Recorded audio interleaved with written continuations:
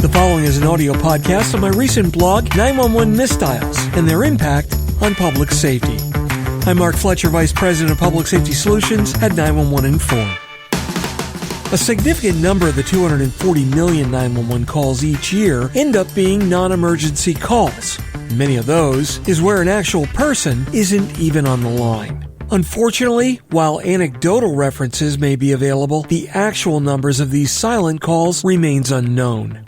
Now, many will assume that most of these calls are accidental and part of the typical butt dial phenomenon that's common for cell phones. But there are actually a few different reasons why these phantom calls arrive into our 911 centers. The NENA standard for 911 call processing consolidates the work of several previous documents and categorizes calls into three primary areas. Abandoned calls. An abandoned call is a hang-up or a short-duration call where the caller disconnects before the call is answered, or when not enough information is available to confirm if the call is an emergency.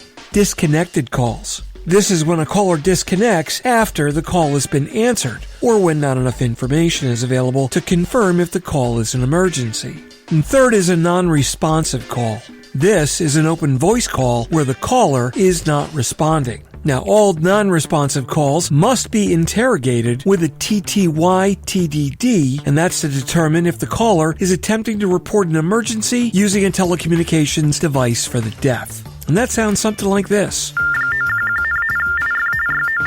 Cellular and wireless calls. Now, regardless of the type or source, all hang-up, abandoned, or disconnected 911 calls should be documented. An attempt should be made to contact the caller. However, cell phones pose a specific challenge as the location may be inaccurate and individual carriers may need to be contacted to get the additional information required. Quite often, carriers require that exigent conditions exist. That's where an imminent danger to life exists. On some cellular calls, 911 call takers may only have a caller ID with a 911 area code and 7 other digits that are not a phone number. And that's specifically in the case of a non-service initiated or NSI phone. That's a device with no current service plan and is mandated by the FCC to be able to make a 911 call. Now, the digits there aren't really a phone number. They're components of the electronic serial number of the device. Technically, those phones have no number and can't be called. Then we've got MLTS and PBX calls. Calls from an MLTS or PBX can also be problematic or troublesome for PSAPs. So in addition to the problem of hiding the location of the originally calling station behind trunk lines, they're also another constant source of misdials. This is because users typically dial a 9 as an access code to get an outside line. But now Kerry's Law requires that 911 can be dialed directly without having to use that access code. With that implemented, callers are constantly dialing 911 by mistake and then hanging up when they realize it, or when a 911 call taker answers with, 911, what's your emergency?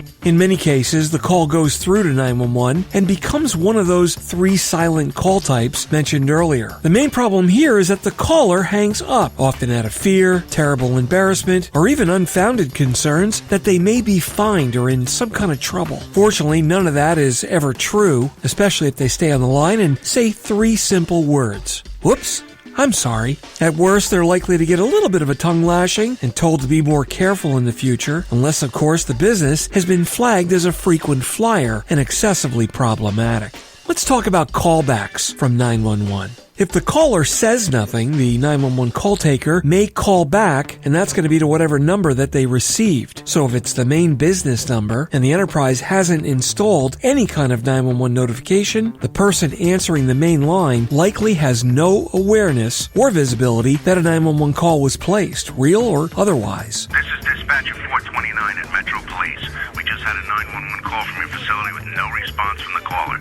Someone called from here? All we got was your main building address.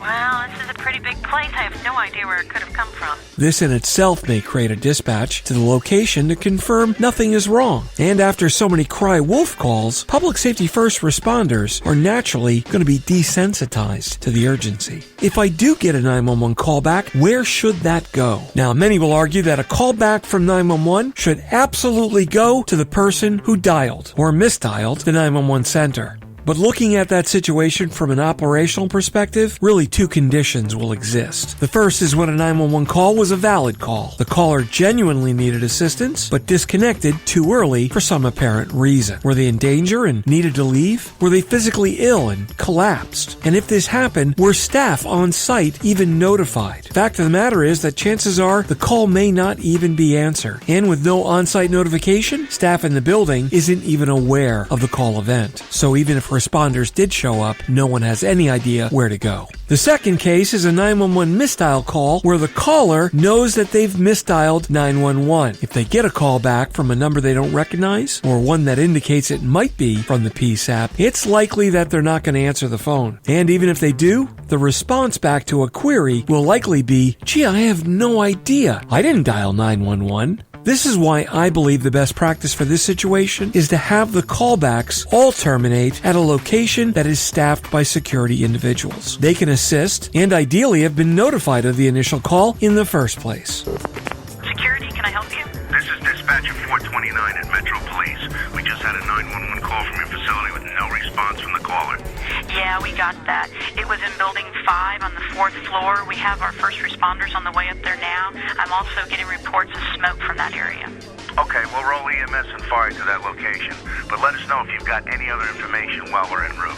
Most systems can be easily programmed to allow this, and it really highlights the need for on-site notification during real emergency calls, as well as the accidental calls to 911. Local 911 agency policy. Now, despite the NENA policy for public safety to respond, it is absolutely left up to the individual agency to establish their policy. Enterprise customers need to make an attempt to minimize the number of accidental 911 calls that occur in their facilities, and they really need to work with public safety on what an appropriate response protocol should be, and one that can be deployed efficiently. Businesses need to remember that 911 hang-up calls are often considered nuisance calls, and there's no doubt that they waste valuable resources as they take emergency call takers and first responders away from their primary job. As a matter of fact, in some extreme cases, a municipality or agency may actually fine a business for their repeated 911 hang-up calls, and some of those fines can be fairly hefty. Actually, it wouldn't be uncommon to see a $1,500 fee imposed for worst-case common offenders. Now, while that might seem a little excessive, it actually barely covers the cost of emergency responders, their equipment, and all of the expenses that are incurred in that response. Be sure to consult a telecom expert, not just 911. The problem becomes multifaceted when public safety officials try to solve the enterprise problem and offer their assistance. Quite often, MLTS users call the PSAP for guidance and then follow that guidance religiously, thinking that the PSAP is a trusted and knowledgeable technical resource. What they fail to understand, though, is that a 911 call taker or even a 911 supervisor has likely never even seen an MLTS, let alone worked on one and be familiar with the programming perspective. There are, however, several best practices for dial plans and programming that can minimize or even eliminate most of the 911 misdials. But most importantly, those programming changes need to be done in such a way where they don't block valid 911 call attempts or affect the compliance of the system.